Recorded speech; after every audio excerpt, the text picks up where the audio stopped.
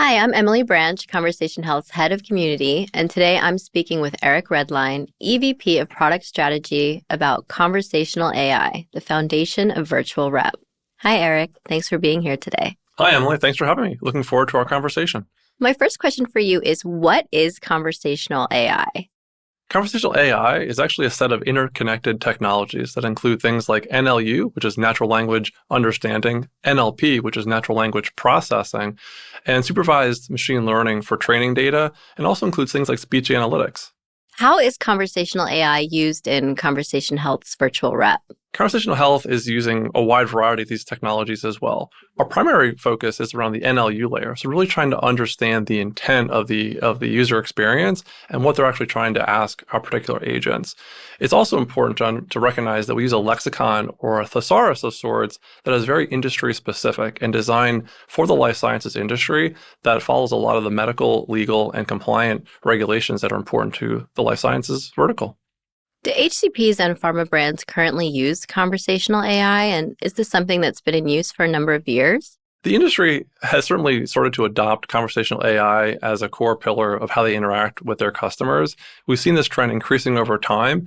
Conversational Health actually launched our capabilities around 2017, and we have over 180 brands that are using our technology today. Can you explain the conversational AI trend in pharma and the use of more moment of need technologies? Absolutely. The moment of need is so critical in today's world.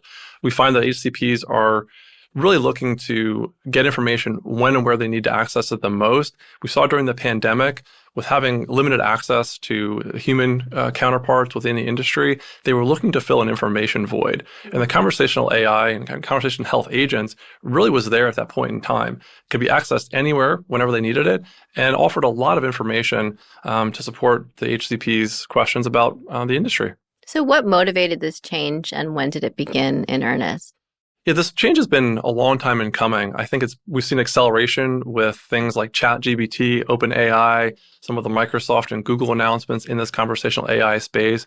But we've been on the forefront and really seen a lot of early adopters in this space to really deliver the value and the moment in time point of information contact that HCPs are looking for. What is so special about the conversational AI used in Conversation Health's virtual rep? I love this question, Emily. The big difference around the conversational AI agent is that we combine a proprietary taxonomy that was built specifically for the life sciences industry, combined with our massive training data set that delivers really rich and enhanced humanized experiences, but it's still MLR compliant. What is conversational AI? How is it different from a common chatbot? That's a great question, Emily.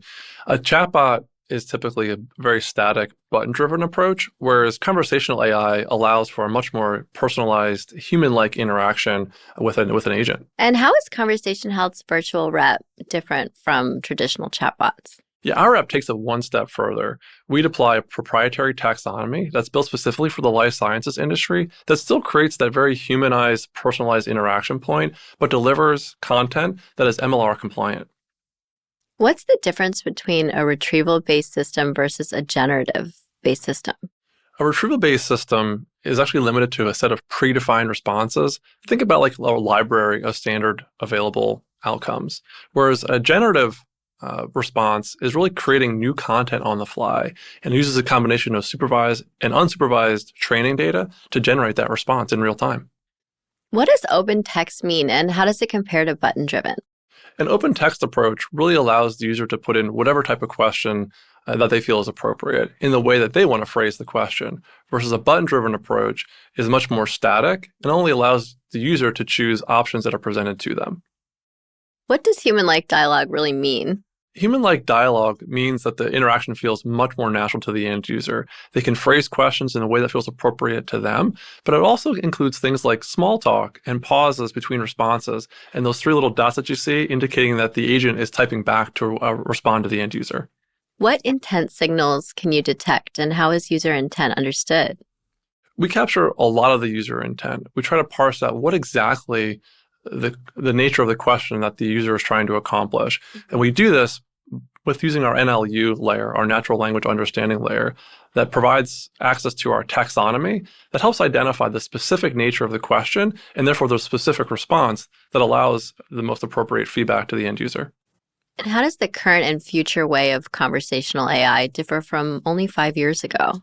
Emily, it's amazing how fast the landscape is changing. Just in the last 5 years, we've seen accelerated growth in the way that conversational AI can understand the intent of the user, how we can synthesize responses back to the end user, and how the interaction can feel even more personalized and human-like. And does Conversation Health's virtual rep use generative AI? We do use generative AI. It's sort of a new part of our technology platform, and we're constantly trying to find ways to evolve the generative component that we deploy in our technologies today. What if a question or request by a healthcare provider can't be addressed by Conversation Health's virtual rep? That's one of the key things that's really critical in deploying a conversational health agent. We always allow for the end user to have we call it a fallback or an out to a human point of contact or some other resource that we think would best address their needs and questions. Is medical, legal, and regulatory approval difficult to obtain for the Conversation Health virtual rep? Gaining regulatory, medical, and legal approval for a conversational health agent could be very onerous without the uninitiated. However, given that we have almost 200 brands leveraging our platform, we have a robust set of experiences and best practices that we help facilitate our clients through that process that make it much easier to achieve than doing it alone. Thank you, Eric. Thank you for sharing this today. Thanks, Emily. Always a pleasure.